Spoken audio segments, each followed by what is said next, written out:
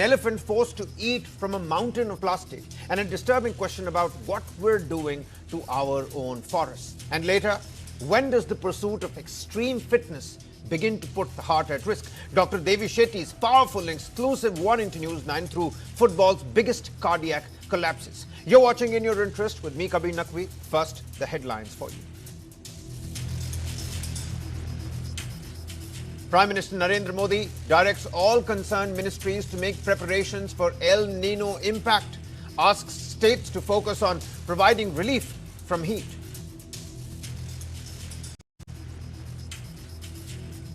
The central government to examine WhatsApp's new user ID feature. Review of the new feature due to concerns over rising online fraud.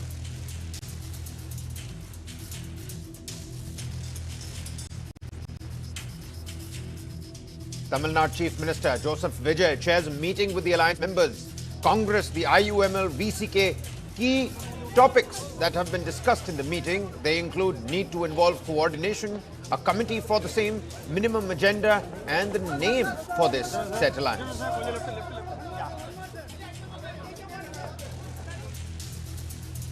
And as the probe widens in the Ram Mandir donation theft case, over 70 lakh rupees in cash have been recovered. Foreign currency has also been seized. Recovery of 14 lakh rupees made from the accused Lav Kush Mishra. Japanese Prime Minister Sanae Takaichi arrives in New Delhi, set to meet Prime Minister Modi and attend the India-Japan summit.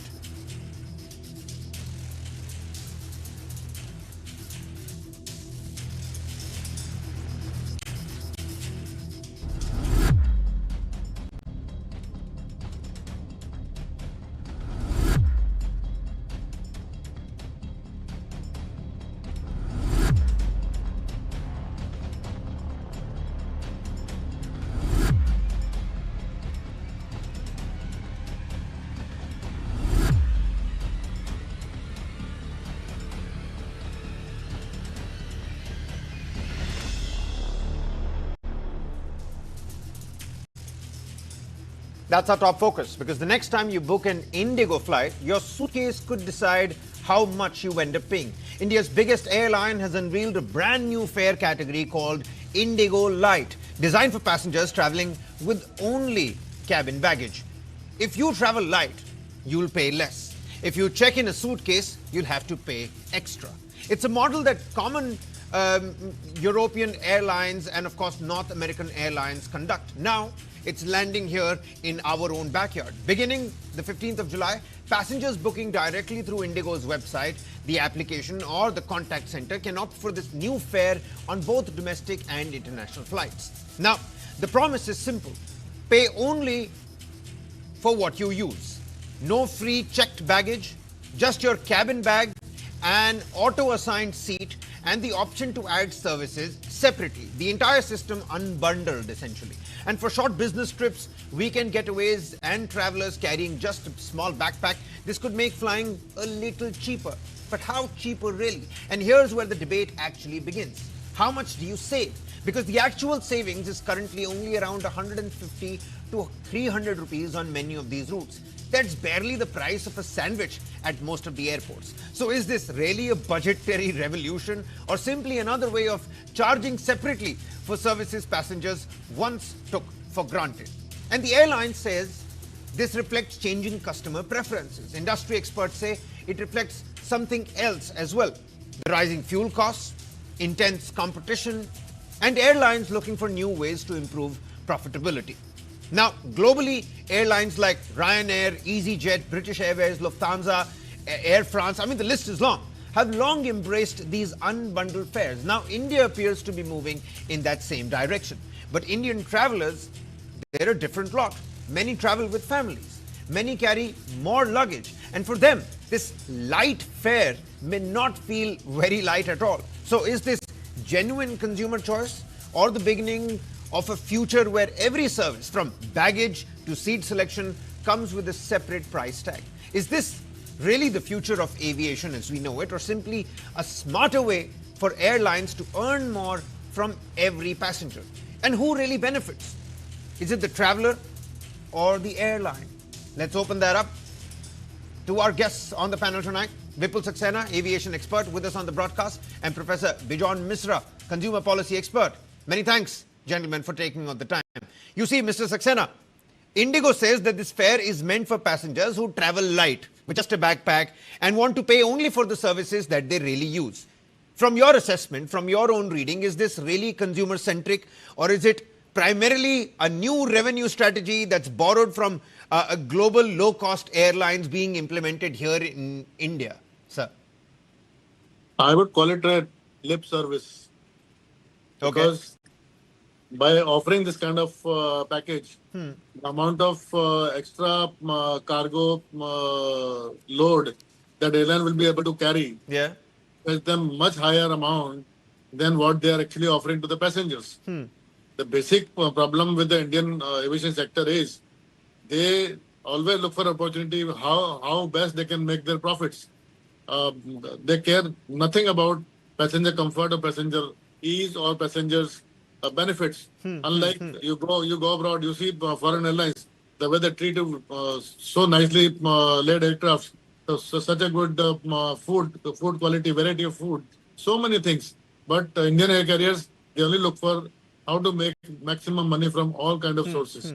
So But really, Mr. Saxena, what about the passenger that does not want to cough up extra money for the food or for the seat selection or for that extra baggage? I mean, to that passenger, this seems like a lucrative offer.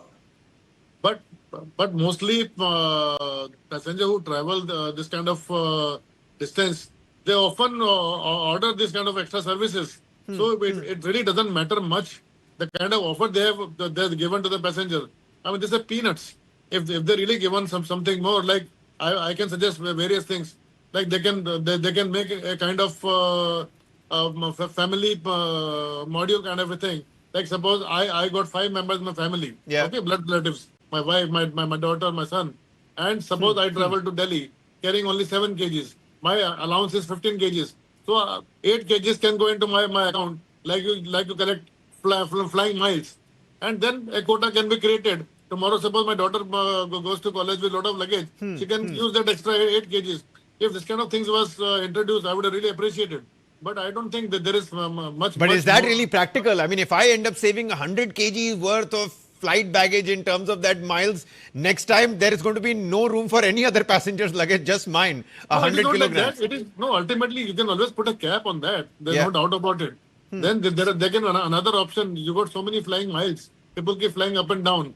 You can always offer some kind of encashing flying miles for extra services. If those kind of things are offered, then there is something attractive for the passenger. I really don't give too high score to IndiGo or any airline introducing this kind of service. Okay. Professor Misra, what's your assessment here, sir? Because this flying miles is already a carrot and stick formula. People go crazy after it, but how much do you really get out of those accumulated flying miles? Many of them expire before you can actually use them or get to that particular amount where you get something beneficial out of those flying miles. Consumers, you see, from their perspective, they often compare ticket prices without looking at what's really included in that ticket. Introducing more of these fare categories, now you've got IndiGo Lite. Does this improve the consumer's choice? Or does it make price comparison more confusing? There is another option that you have to deal with now. So, Kabir, let me share with you the history. Yeah. You know, on 25th of August 2003, we started with something called budget airline. Till date, we don't know the definition of budget airline. You know, as far as the regulation is concerned. As per the regulator's definition, there is nothing which tells you what is a budget airline, and now a light ticket option is coming. Now we don't know what it entails. You see, at the end of the day, no airline, let's understand and let's tell your viewers, the passengers, that anything comes free. Nothing comes free. You know what they say about 7 kg by hand and 15 kg check-in, it's all paid for. Let's understand that. Yeah. If you carry 1 ounce extra, you would have to pay for it. You know, as you know, and there is a lot of haggling which goes on. You know, because I say that I am not carrying 7, I'm carrying 4. so I should carry on 3 kgs for my check-in extra. But they don't allow. They argue with you at that point of time. They are not very encouraging. So the bottom line is that you are creating a new category, but are you protecting that category in terms of delivering what you are promising them? Let's understand that. You see, I have not been able to understand that till date, because the complaint redressal mechanism within the airlines is extremely poor. And how many airlines know about AirSeva portal? Today, they were supposed to make AirSeva portal one of the most easy to reach for consumers in terms of grievances. They have stopped advertising now about it. The airlines are supposed to talk about more and more, but they have stopped it intentionally, because they don't want complaints to get escalated to the regulator. And AirSeva is managed by the air regulator. So what my contention is, we should make AirSeva portal very, very popular amongst the air passengers. Because what I have understood is, the people working behind under the AirSeva portal, they are very, very sensitive towards passengers' vows and their complaints. And government definitely looks at it very closely, because I had several discussions with the present Director General of Civil Aviation, and he said that they look at it very seriously, all these complaints. But the passengers unfortunately don't know, because the airlines don't tell them. And what I'm trying to tell you is, all this light business is, come on, it is just trying to ensure that they just build an image that we are talking about the people who fly with chappals and things like that. No. Sorry. Don't create a misinformation. For that one-off passenger, maybe if I were to travel to, let's say, Mumbai tomorrow, and I really don't need to carry any luggage, it's really lucrative for me. But then again, I'm saving a maximum of 200 to 300 rupees. That's it. So a passenger may save 200 rupees initially, but may later significantly spend more on baggage or seat selection or, food or meals or whatever this unbundled theory comes across with. Airlines now need to be required to showcase a total, spend on their main website. Maybe that's the kind of transparency in regulation. No, the transparency, what I'm looking at, and this is what I've proposed, that every flight should transparently tell us that what is the charge, who has paid how much, and on an average, how much you have earned per seat, per flight. We want to know that as passengers. We want to know that. Because they would do a huge hype. They will make you go to their portal to do, online ticketing, because they're eliminating the intermediary, no commission to any intermediary given by the airline, because they are... What intermediary, sir? What intermediary? If you book a ticket on one of those airline applications, look at, from the actual official website, look at the internet handling fees that comes across. I mean, if 300 rupees you're saving here, and a 900, 700 rupee you're paying for internet handling fees, for paying via UPI and all of that, what good is the saving of that 200 rupees? Which is what I'm saying. Mr. Saxena, look at this. Look at this. I'll come back to you, Professor Misra. I'll come back to you. Mr. Saxena, the fare difference, it currently appears, I could be wrong here, this is just early doors, July 15th is when it actually begins. The fare difference currently appears to be only around 150 to 300 rupees per per route, or one of those many routes per sectors.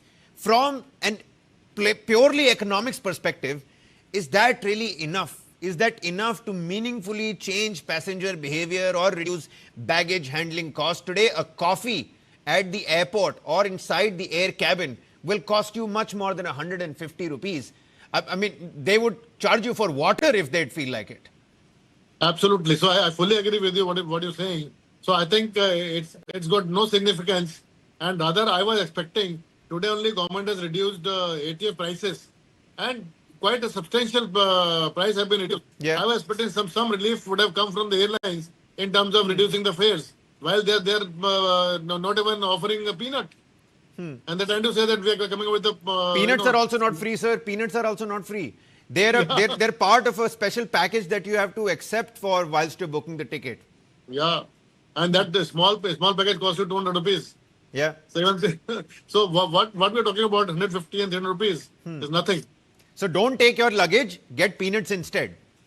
Yeah. Is that so? Professor Misra, please complete your thoughts, sir. You were saying earlier. No, Kabir, I mean, my panel expert is also equally very sensitive and giving very good, thoughts. What I want to tell you is fundamentally, I had been asking the airlines to come transparently in terms of the so-called buckets they call, that X number of seats will be sold at this price, Y number of seats will be sold at this price, and things like that. This light category will have no seats, let me tell you. They just want people to come to their website. They want to attract people to come to their website. That's what the website says, Professor. It says that if you go for this light option, it's an auto-selected seat. The allocation of the seat is purely based on... So you'll get one right at the back. You'll probably get one, the non-reclining seat. You'll get one of those... I don't know. You'll get one of those unfavored seats. The point is, it's an algorithm, what we have to look at. You see, today we are all moving towards AI.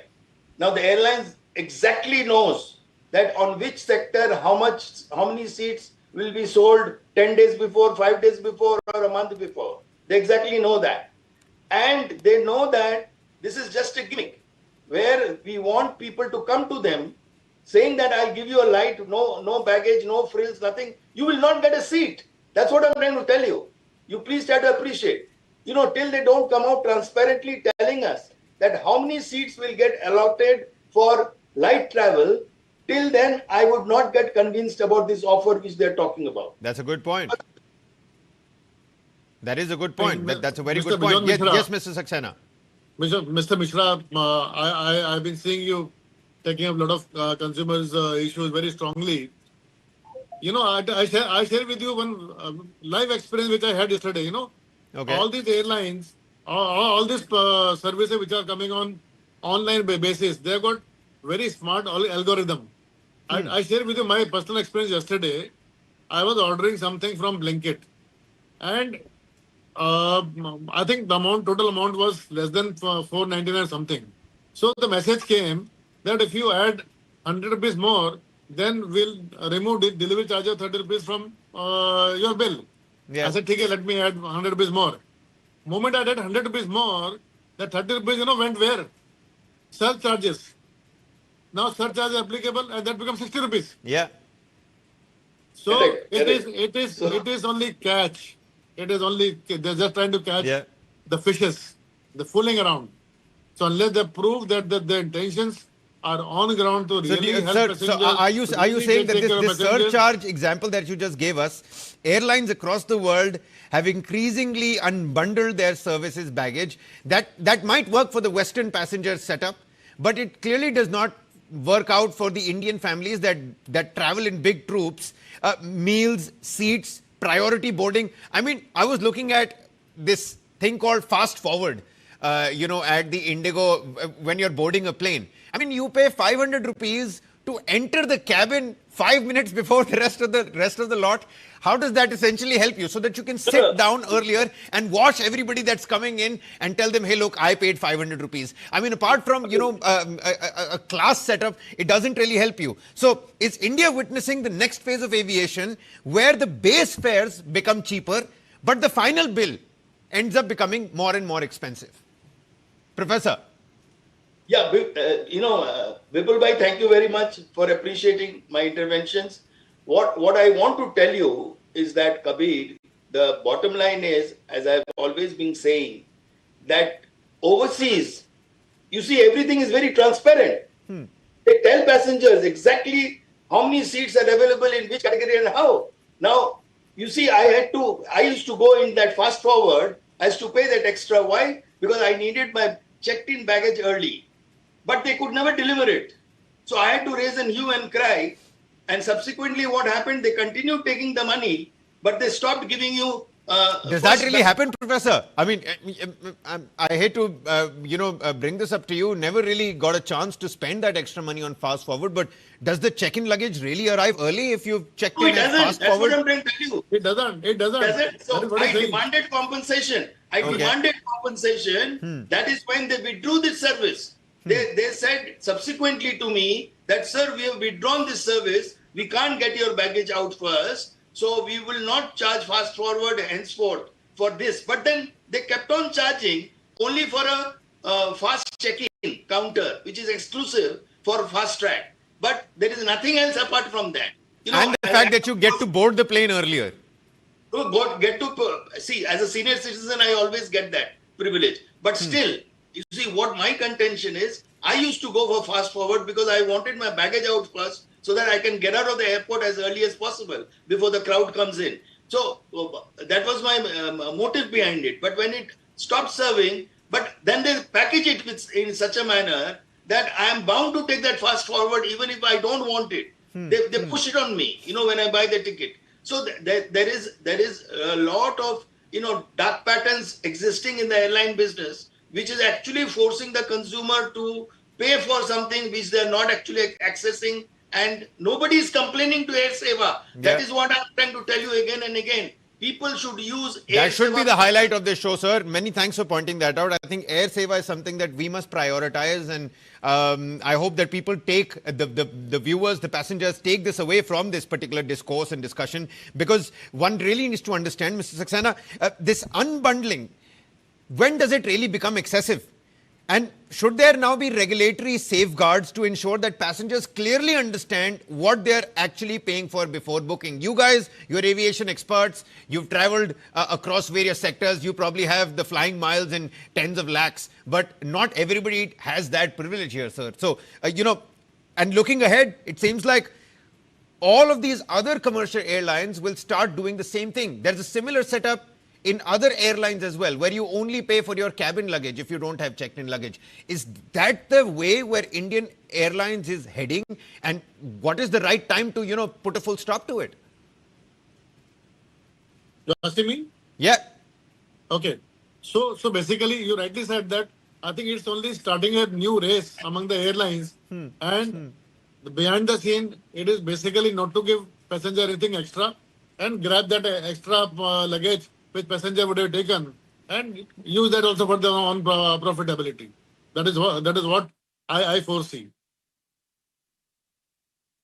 And finally, Professor Misra, you see, looking ahead, if more airlines are moving towards this pay for everything model, from a consumer rights perspective, where do you think regulators should now be drawing the line? We heard your Air Seva point. That's absolutely, you know, incredible and pertinent. And I wish and I hope that people take it away. I'm going to cut a social media chunk for that and push it out on our mediaverse as well. But what else, sir? What else? Because we really need to protect and safeguard our consumers.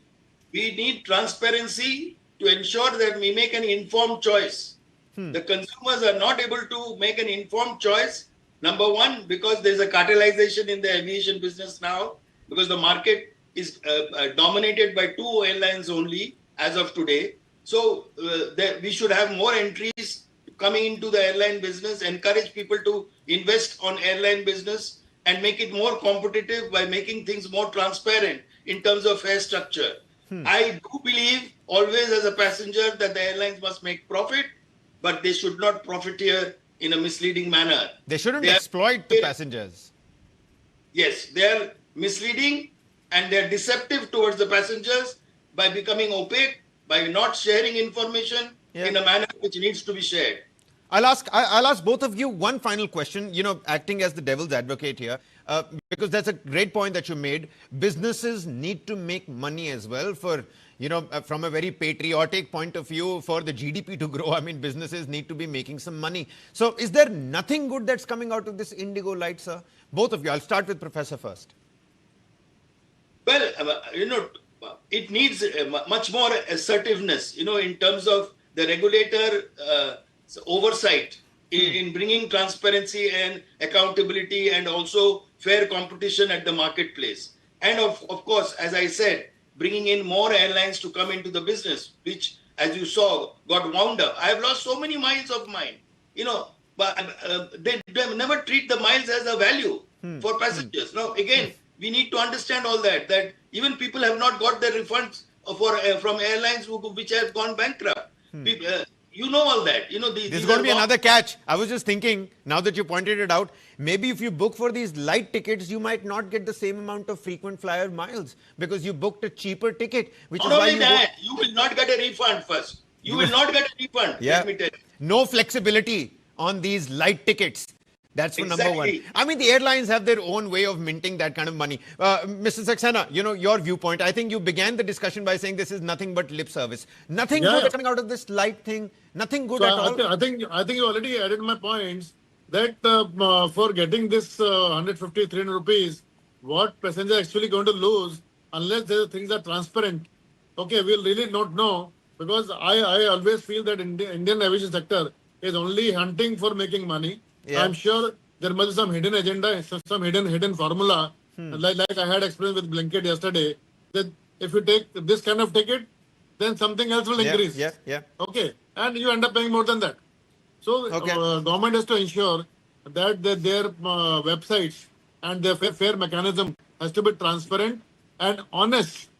There should be no hidden formula. There shouldn't be no manipulation of algorithm. Okay, then I think it can be trusted by the passengers. Yeah, fair enough. Final 10 seconds. Professor, you wanted to add to that? I saw you raising your finger. No, I just wanted to say that, you see, we don't want airlines to go out of business, as I mentioned earlier also. I want more and more airlines to come. We should make it attractive. We should encourage, healthy competition. We should encourage ethical practices. We should encourage investors to come who wants to do ethical business in India. And we want that, because there are a number of airlines all over the world who want to come and do business in India. But they're scared because of this unevenness, because they don't want to come to an environment or an ecosystem where, they don't find the competition healthy. They don't find the regulator pulling up the people who are adopting unethical practices. So I heard from all over the world that I don't want to get into India because it's in a mess. But we want aviation industry to grow. We want people to come. We as passengers want choice. We don't want the market to be dominated. I agree, sir, but it seems like there are too many sips between the cup and the lip. And, even as IndiGo rolls out this new light formula, whether this is a genuine consumer choice or simply smarter airline economics, only time will tell. And only passengers will decide. And, of course, their wallets will decide. Last point. We'll leave the viewers with that question. Mr. Saxena, I'm sorry, I've completely run out of time here. Professor, many thanks for joining us. Mr. Saxena, absolutely running out of time here. I wish I could expand this, but many thanks for joining us and helping us out with your insightful insights on this point. Like we've been saying, only passengers and their wallets will decide. We leave you with that question. For now, a quick commercial breather. On the other side, that very serious story and that very viral video about the elephant, eating from a mount of plastic. This is our forest that we ourselves are turning into dumping grounds. Don't go anywhere.